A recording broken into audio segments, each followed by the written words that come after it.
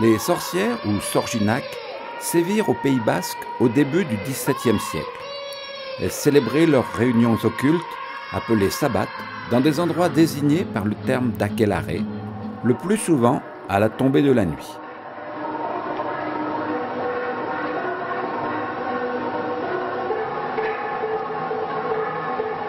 Ces cérémonies étaient dédiées à la déesse Marie, dont elles se disaient les assistantes. Il y avait aussi des hommes sorciers.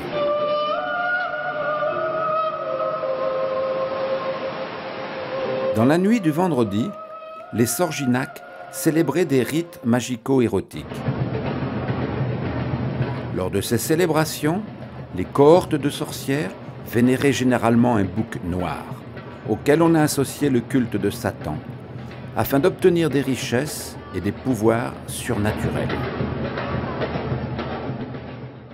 Le village de Zugarramurdi, au Pays basque espagnol, retrace la légende de ces rituels païens.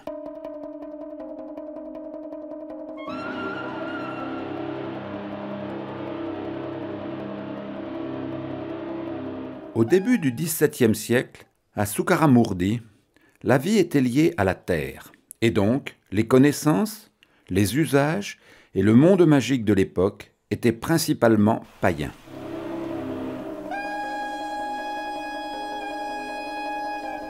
Ces personnes, appelées sorgines, avaient la connaissance de la nature, des plantes, y compris des plantes médicinales. Certains étaient des hommes, mais la majorité étaient des femmes. Elles avaient également des connaissances sur la fertilité, la reproduction et la contraception telles qu'on les concevait à l'époque.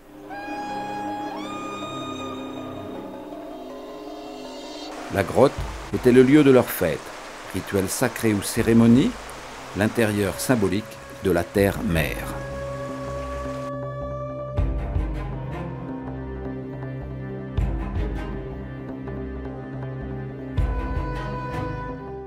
En dehors du sabbat, les sorcières devaient assumer certaines obligations, afin de nuire par tous les moyens.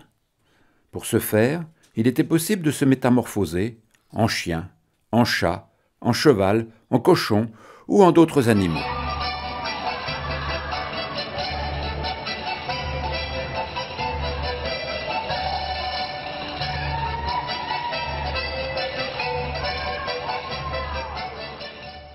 L'Inquisition de l'époque recueillit des témoignages et des dénonciations. Elle organisa une répression féroce de ces prétendus sorciers et sorcières. Ce fut le témoignage de Maria de Ximildegui qui déclencha les événements.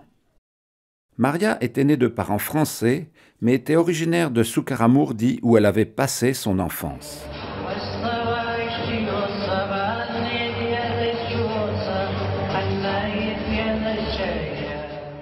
Lors de son retour à Zugarramurdi, en 1608, elle affirma à sa famille et à ses amis que pendant 3 ans, alors qu'elle résidait à Ciboure, elle avait abandonné la foi.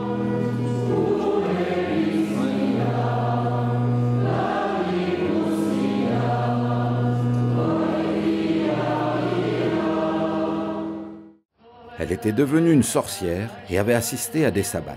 Puis, elle avait eu une révélation lors du carême qui l'avait persuadée de revenir à l'église. Pour se venger, les membres de la secte lui avaient jeté un sort de maladie mortelle. Elle avait cependant survécu au maléfice et s'était repentie auprès d'un prêtre qui l'avait absoute.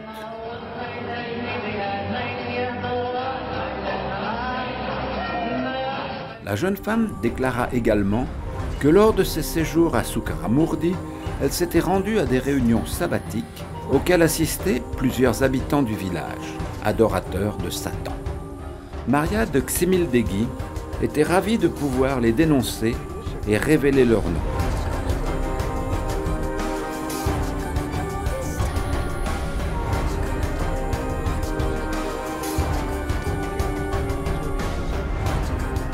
Ainsi, elle accusa Maria de Rurutegia, une jeune femme de 32 ans, d'être l'une des sorcières du village.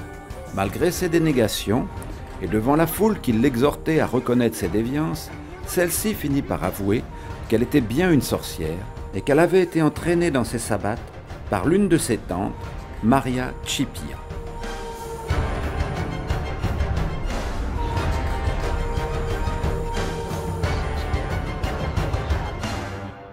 Les habitants du village, sans mettre en doute les paroles de Maria de Xemildegui, se mirent alors à fouiller les maisons à la recherche de crapauds. Car personne n'ignorait que les crapauds étaient les compagnons des sorcières. On recommandait même aux enfants de traiter les crapauds avec le plus grand respect. Felipe de Zapaleta, le prêtre du village, extorqua par la force les aveux et confessions publiques de 9 sorciers et sorcières récalcitrants.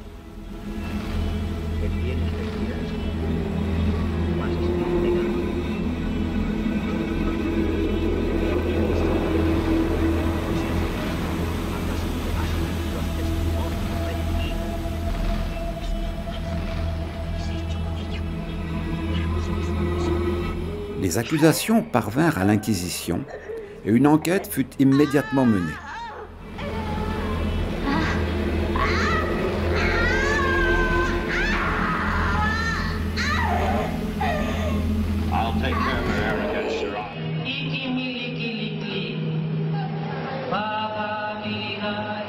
Les accusés décrivirent les initiations auxquelles elles avaient assisté en compagnie de leurs crapauds.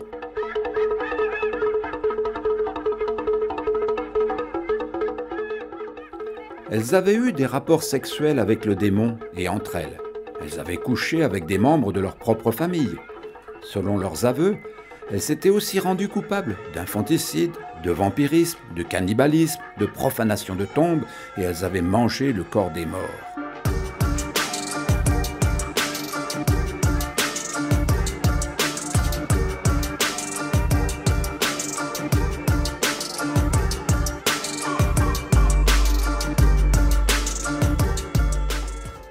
L'Inquisition délivra sa sentence sous forme d'un auto da fé ou acte de foi en 1610.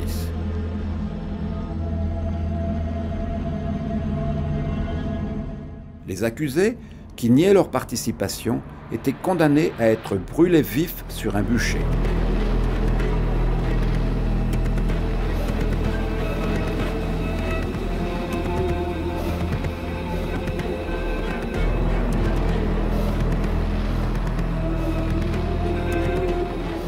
Ceux qui avouaient et se repentaient étaient réconciliés et échappaient au bûcher, mais, pour certains, ils allaient en prison et leurs biens étaient confisqués.